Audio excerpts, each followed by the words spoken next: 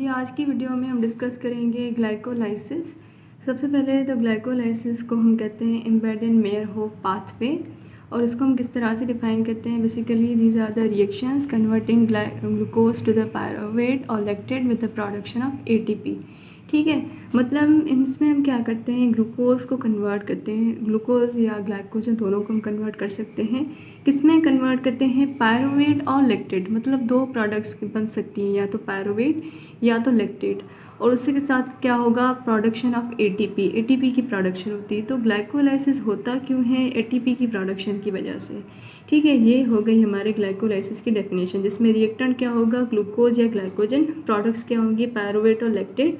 और ये होता क्यों है, इंपॉर्टेंस क्या है इसकी, कि इसमें एटीपी की प्रोडक्शन होगी। अब ग्लाइकोलाइसिस के सर्टेन फीचर्स होते हैं। सबसे पहले तो ग्लाइकोलाइसिस को हम कहते हैं यूनिवर्सल पाथवे। यूनिवर्सल पाथवे हम इसको क्यों कहते हैं, क्योंकि ये जो होता है सारे सेल्स में होता है। ठीक है, क्योंकि सभी सेल्स में साइटोप्लाज्म होता है, तो उस वजह से ये ग्लाइकोलाइसिस होता है, क्योंकि ग्लाइकोलाइसिस के लिए जो एंजाइम्स चाहिए होती हैं वो साइटोप्लाज्म में प्रेजेंट होती हैं। उसके बाद हमने देखा कि ग्लाइकोलाइसिस में हमें दो प्रोडक्ट्स मिल रही हैं, लैक्टेट और पायरुवेट। ये क्यों, क्योंकि ग्लाइकोलाइसिस दो कंडीशंस में हो सकती है, एरोबिक और एनारोबिक में। तो ग्लाइकोलाइसिस जो है वो दो कंडीशन में हो सकता है, इस वजह से ग्लाइकोलाइसिस की दो प्रोडक्ट्स होती हैं, या तो पायरुवेट बनता है या तो लैक्टेट। लेट्स सपोज अगर ग्लाइकोलाइसिस एरोबिक कंडीशन में होगा, एरोबिक का मतलब है in the presence of oxygen, तो प्रोडक्ट जो होगी दैट विल बी पायरुवेट, मतलब ग्लूकोज जो है वो पायरुवेट में कन्वर्ट होगा। और अगर एनारोबिक कंडीशन में हो रहा है, मतलब in the absence of oxygen, तो प्रोडक्ट होगी लैक्टेट। इस वजह से हमने कहा कि ग्लाइकोलाइसिस जो है उसकी दो प्रोडक्ट्स होती हैं, या तो पायरुवेट या तो लैक्टेट। वो डिपेंड करता है कि ग्लाइकोलाइसिस किस कंडीशन में हो रही है। उसके बाद ग्लाइकोलाइसिस जो होता है उसकी इम्पोर्टेंस ये है कि इसमें एटीपी की प्रोडक्शन होती है। सारे जो सेल्स होते हैं उनमें ग्लाइकोलाइसिस होता है, लेकिन जो सेल्स जिनके पास माइटोकॉन्ड्रिया नहीं होता उनके लिए ग्लाइकोलाइसिस ज़्यादा इंपॉर्टेंट होता है, क्योंकि यूजुअली जो माइटोकॉन्ड्रिया होता है उसको हम क्या कहते हैं, पावर हाउस ऑफ सेल। क्यों कहते हैं, क्योंकि वो एनर्जी प्रोवाइड करते हैं। लेकिन कुछ ऐसे सेल्स होते हैं हमारे बॉडी के अंदर जिसके अंदर माइटोकॉन्ड्रिया नहीं होता, जैसे आरबीसीज हो गए, लेंस हो गया, कोर्निया, इनके लिए ग्लाइकोलाइसिस बहुत इंपॉर्टेंट है, क्योंकि उनके लिए एटीपी का सिंगल सोर्स है ग्लाइकोलाइसिस। ठीक है, उसके बाद हम आते हैं कि ग्लाइकोलाइसिस जो है बेसिकली इसके अंदर जो हमारे इंटरमीडिएट्स होते हैं उनको हम यूज़ करते हैं for the synthesis of glucose and amino acid. इस वजह से भी ग्लाइकोलाइसिस जो होता है वो इम्पॉर्टेंट होता है। फिर हम ये देखते हैं कि देखें, अगर आप ग्लूकोज को कन्वर्ट कर सकते हैं पायरुवेट और लैक्टेट में, तो हम पायरुवेट और लैक्टेट को भी ग्लूकोज में कन्वर्ट कर सकते हैं। मतलब अगर हम ग्लाइकोलाइसिस को रिवर्स करें तो हम ग्लूकोनियोजेनेसिस कर सकते हैं, ग्लूकोज की प्रोडक्शन कर सकते हैं। थोड़ी बहुत चेंजिंग्स होती हैं, लेकिन मोस्टली जो पूरा प्रोसेस होता है वो सेम होता है। ठीक है, अब आता है कि रिएक्शंस क्या होते हैं ग्लाइकोलाइसिस के, जिसमें सारे जो स्टूडेंट्स होते हैं वो कंफ्यूज होते हैं कि कौन सी एंजाइम है, कितने एटीपी फॉर्मेशन हो रही है और कौन से रिएक्शंस हैं, ये हम समझते हैं। तो पहला जो स्टेप होता है ग्लूकोज का वो होता है कि ग्लूकोज जो है वो कन्वर्ट होता है किसमें, ग्लूकोज 6 फॉस्फेट में। ठीक है, अब आप देख सकते हैं कि ग्लूकोज को हमने कन्वर्ट किया ग्लूकोज 6 फास्फेट में, मतलब यहाँ पे कौन सी चेंज है, यहाँ पे फास्फेट की एडिशन हुई है। देखें, एक चीज़ आप याद रखें कि यूजुअली जो फास्फेट होता है वो हमारा एटीपी से आता है। ठीक है, तो यहाँ पे कौन सी एंजाइम होगी, यहाँ पे हमारी एंजाइम होती है काइनेज। जहाँ पे भी एटीपी की प्रोडक्शन हो रही है या एटीपी जो है वो कंज्यूम हो रही है, तो वहाँ पे जो एंजाइम होती है वो काइनेज एंजाइम होती है। लेकिन इस एंजाइम को हम कहते हैं हेक्सोकाइनेज, या हम इसको कहते हैं ग्लूकोकाइनेज। देखिए, हेक्सोकाइनेज या ग्लूकोकाइनेज क्यों कह रहे हैं, क्योंकि ग्लूकोज जो है वो हेक्सो शुगर है। ठीक है, उसमें हमने फास्फेट को ऐड किया, इस वजह से हेक्सोकाइनेज। या दूसरी जो एंजाइम है दैट इज़ ग्लूकोकाइनेज। देखिए, इनमें थोड़ा सा डिफरेंस है हेक्सोकाइनेज और ग्लूकोकाइनेज में, वो हम बाद में देखेंगे कि क्या डिफरेंस है। अभी आप इतना याद रखें कि ग्लूकोज जो है वो कन्वर्ट होता है ग्लूकोज 6 फास्फेट में थ्रू द एंजाइम हेक्सोकाइनेज और ग्लूकोकाइनेज। फिर जो नेक्स्ट स्टेप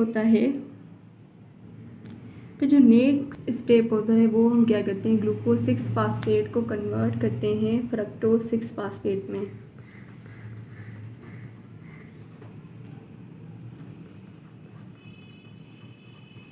तो अब यहाँ देखें कि जो ग्लूकोज 6 फास्फेट वो कन्वर्ट हुआ है फ्रक्टोज 6 फास्फेट में, तो कौन सा प्रोसेस है। देखिए फास्फेट जो है ना तो यहाँ पे ऐड हुआ है ना तो यहाँ से रिमूव हुआ है, ठीक है। 6 फास्फेट है, यहाँ पे भी 6 फास्फेट है। क्या चेंजिंग आई है कि ग्लूकोज जो है वो कन्वर्ट हुआ है फ्रक्टोज में, और हमें पता है कि ग्लूकोज और फ्रक्टोज दोनों क्या होते हैं, आइसोमर्स होते हैं। मतलब हमने क्या किया है, एक आइसोमर को दूसरे आइसोमर में कन्वर्ट किया है। तो यहाँ पे जो एंजाइम होती है वो होती है आइसोमरेज, ठीक है। लेकिन इसको अगर हम मोर करेक्टली कहें तो क्या होगा, फास्फोहेक्सोज आइसोमरेज। देखें फास्फोहेक्सोज क्यों कह रहे हैं, देखें ग्लूकोज जो है वो एक हेक्सो शुगर है और उसके साथ एक फॉस्फेट अटैच है, तो उस वजह से हमने क्या कहा, फास्फोहेक्सोज आइसोमरेज। पहले स्टेप में हमने ग्लूकोज को कन्वर्ट किया ग्लूकोज 6 फास्फेट में, ठीक है। तो एंजाइम कौन सी थी, हेक्सोकाइनेज। देखें एटीपी कितने बनते हैं, कहाँ पे एटीपी यूज़ होता है, ये हम लास्ट में देखेंगे। ग्लूकोज 6 फास्फेट फिर कन्वर्ट होता है फ्रक्टोज 6 फास्फेट में। यहाँ पे क्या हुआ है, ना तो फास्फेट ऐड हुआ है ना तो रिमूव हुआ है, सिंपली ग्लूकोज जो है वो फ्रक्टोज में कन्वर्ट हुआ है, मतलब एक आइसोमर दूसरे आइसोमर में कन्वर्ट हो रहा है। तो एंजाइम कौन सी होगी, फास्फोहेक्सोज आइसोमरेज। फिर क्या होता है, फ्रक्टोज 6 फास्फेट जो है वो कन्वर्ट होता है फ्रक्टोज 1,6 बिसफॉस्फेट में। अब यहाँ पे आप देखें कि क्या हुआ है कि यहाँ पे जो रिएक्टेंट है फ्रक्टोज 6 फास्फेट, यहाँ पे सिर्फ एक फास्फेट है 6 पोजीशन पे, लेकिन यहाँ पे क्या बना है, फ्रक्टोज 1,6 बिसफॉस्फेट, मतलब 2 फास्फेट हैं। तो इस वजह से हमने क्या किया, यहाँ पे फास्फेट की एडिशन की है।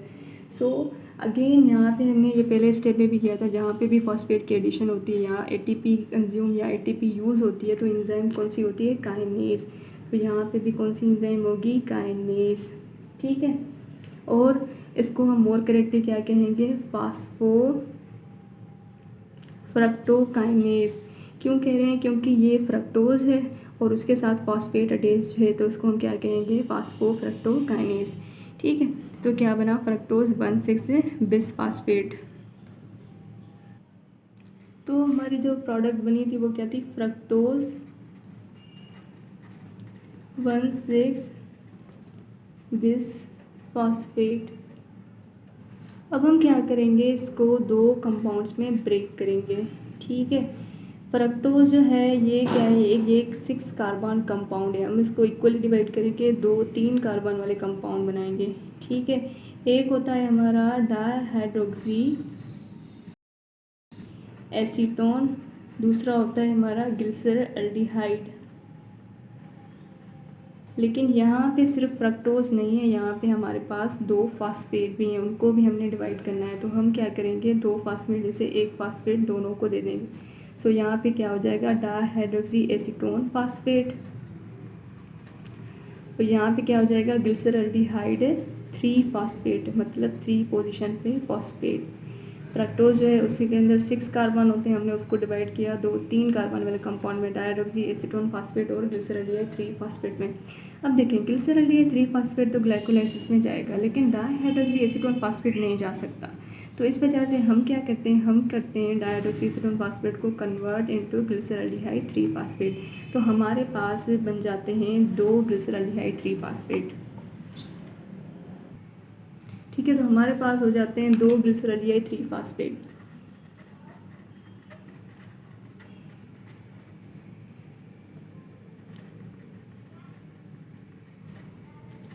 अब हम क्या करेंगे, हम दोनों को ग्लाइकोलाइसिस में ले जाएंगे, लेकिन एक ग्लिसरल्डिहाइड 3 फास्फेट को अभी हम देखते हैं कि वो किस तरह से रिएक्शन को प्रोसीड करेगा। अब ये जो ग्लिसरल्डिहाइड 3 फास्फेट है ये किस में कन्वर्ट होता है, ये कन्वर्ट होता है 1,3 बायफॉस्फोग्लिसरेट में,